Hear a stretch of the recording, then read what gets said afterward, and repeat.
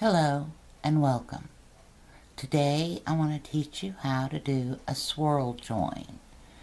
A swirl join is when you join all the picots together on your rings and it draws them in tighter.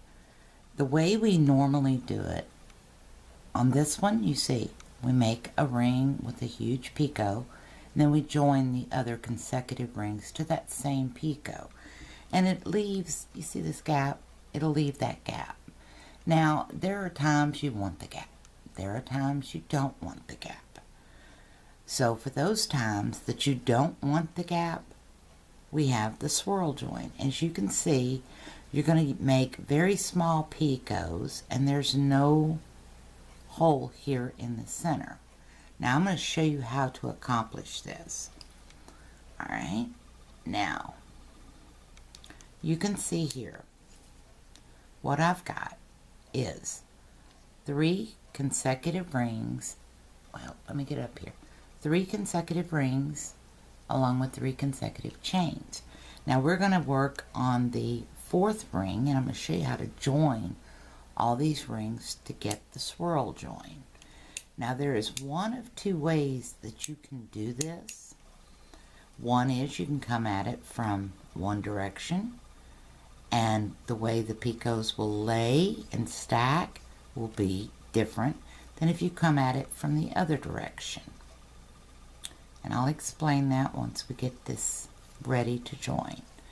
This pattern, the rings are 5 picot 5.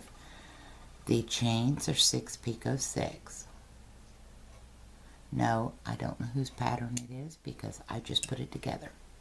So whoever's pattern it is, if they did that, thank you. Let me know and I'll add your name. Alright, here we go.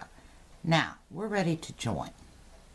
Now we can come at this from this direction back this way, or we can come at it from this direction back that way to join. It doesn't matter. It's just going to reflect which way these picots will lay.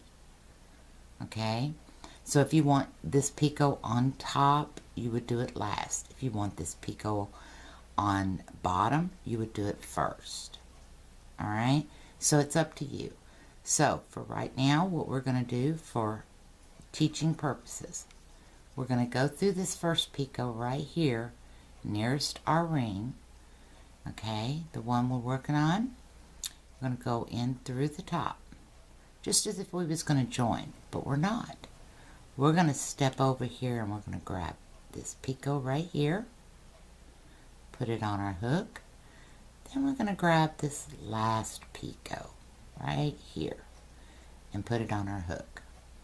At that point we grab our thread and pull it through our first picot, then pull it through our second picot, and hopefully you don't split the plies. I did. I think I'm using too small of a hook. Alright, let's do this again. Get it through that first one. And you can make your picots smaller when doing this technique. That way you don't have a big gap, you know. Alright, once you get them all through, what I do is I drape that on that finger so it keeps that ring open to run my shuttle through. Got my shuttle through it. Now I'm going to pull that picot back into place. See that? I pulled it all in. Now I'm going to finish my ring. 5 double stitches. Let me get these tails out of the way so you can see. We got 5 double stitches, and remember, snug that first double stitch up to that picot to keep everything in place and tight. We've got 3, 4, and 5. Okay, we got our 5 double stitches in. Now we close that ring. Close it like you would any other ring. Just pull it till you get it tight. There we go. Get them tails out of the way. In fact, I'm going to snip these things off real short for you. so that they don't hamper your view and show you. Now, doesn't that look better than this big gaping hole? It makes the piece more uniform, makes it neater appeal. And when you're working with beads and stuff, you want everything tight so that it doesn't have a lot of give. Alright, so I hope you've learned something today, and I hope you've learned how to do the swirl join, and you'll incorporate it more in your work. There is no set place for the swirl join, you know, as when you would use it, unless the pattern calls for it. So on that note, I hope you have a wonderful day. Thank you so much for watching, and happy tatting.